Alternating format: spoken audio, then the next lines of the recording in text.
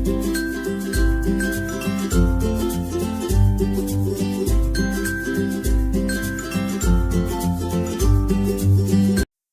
શ્રી કૃષ્ણ મિત્રો, મારા કિચનમાં તમારું સ્વાગત છે।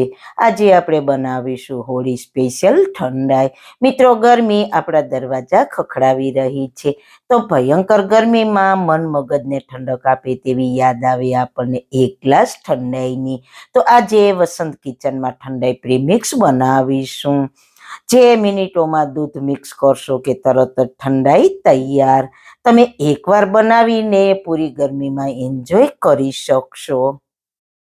તો ચલો આજની મજેદાર રેસીપી શરૂ કરીએ।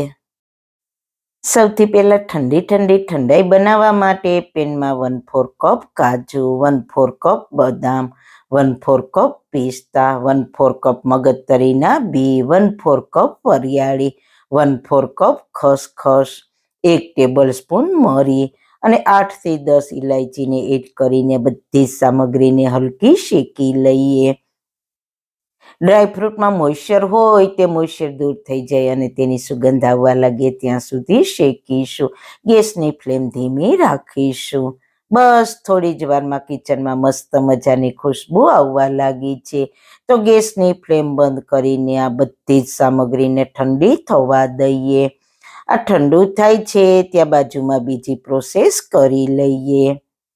તો તેના માટે મિક્સર જારમાં 1 કપ મિશ્રી એડ કરીશું। મિશ્રી ગરમીમાં શરીરને ઠંડક આપે છે અને ગેસ એસિડિટીમાં પણ રાહત આપે છે।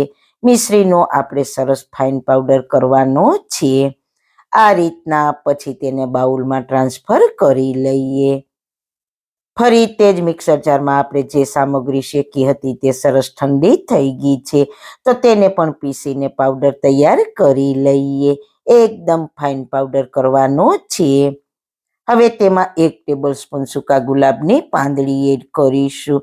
એકવાર બધી સામગ્રી પીસીને પછી ગુલાબની પાંદડી એડ કરવાની। પાંદડી એડ કરીને એક જ વાર મિક્સર ચાલુ બંધ કરીને પીસવાનું છે। આ રીતના ગુલાબની પાંદડીને પીસશો તો ગુલાબની પાંદડીનો ક્રન્ચી ટેસ્ટ ઠંડાઈમાં પીતી વખતે ખૂબ જ મસ્ત લાગશે અને ટેસ્ટ પણ ખૂબ જ સરસ આવશે। તો આપણું પ્રીમિક્સ તૈયાર થઈ ગયું છે, તો તેને આપણે દળેલી મિશ્રીના પાવડરમાં એડ કરી દઈએ અને સારી રીતના મિક્સ કરી લઈએ। હવે તેને એક કાચના કન્ટેનરમાં ભરી દઈએ। આ ઠંડાઈ ખૂબ જ પૌષ્ટિક છે, સાથે સાથે હેલ્ધીની સાથે ટેસ્ટીનું કોમ્બિનેશન છે। અને તમે 3 મહિના રૂમ ટેમ્પરેચર પર અને 1 વર્ષ સુધી ફ્રીજમાં સ્ટોર કરી શકશો, બિલકુલ ખરાબ નહીં થાય। હવે આ પ્રીમિક્સમાંથી ઠંડાઈ બનાવીએ। આ રીતના તમે ઠંડાઈ બનાવીને રાખી દો તો જ્યારે પણ તમને ગરમીમાં ઠંડાઈ પીવાનું મન થાય તો મિનિટોમાં તૈયાર થઈ જાય છે। તો તેના માટે મિક્સર જારમાં 1/4 કપ ઠંડાઈનું પ્રીમિક્સ એડ કરીશું। ત્યારબાદ તેમાં 250 ml એકદમ ઠંડુ દૂધ એડ કરીશું, સાથે 2 આઈસ ક્યુબ એડ કરીને પીસી લઈએ। આ ઠંડાઈ તમે હોળીથી લઈને પૂરી ગરમીમાં પી શકશો અને તેના અઢળક ફાયદા મેળવી શકશો, બિલકુલ ગરમી નહીં લાગવા દે। તમારા બાળકોને બહારના કોલ્ડ ડ્રિંક્સ કરતાં ઘરે બનાવેલું હેલ્ધી ડ્રિંક આપો। ઠંડાઈ વગર હોળીનું સેલિબ્રેશન અધૂરું છે। બસ હવે ઠંડી ઠંડાઈને સર્વિંગ ગ્લાસમાં સર્વ કરીશું, ઉપરથી ગુલાબની પાંદડીથી સજાવીશું।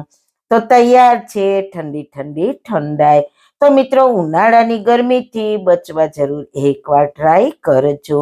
તો મિત્રો, તમને મારી આજની રેસીપી કેવી લાગી? જો સારી લાગી હોય તો તમારા ફ્રેન્ડ્સ ફેમિલીમાં શેર કરજો ને ચેનલ પર નવા છો તો ચેનલને સબસ્ક્રાઇબ કરવાનું બિલકુલ ના ભૂલતા।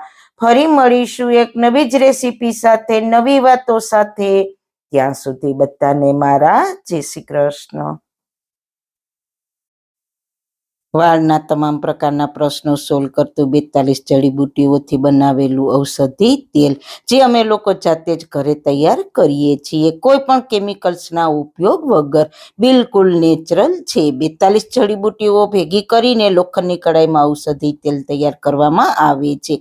જો તમારે ખરીદવું હોય તો તેના ઓર્ડર અમે લઈએ છીએ. ઓર્ડર કન્ફર્મ કરવા માટે વોટ્સએપ નંબર સ્ક્રીન પર જોઈ શકો છો.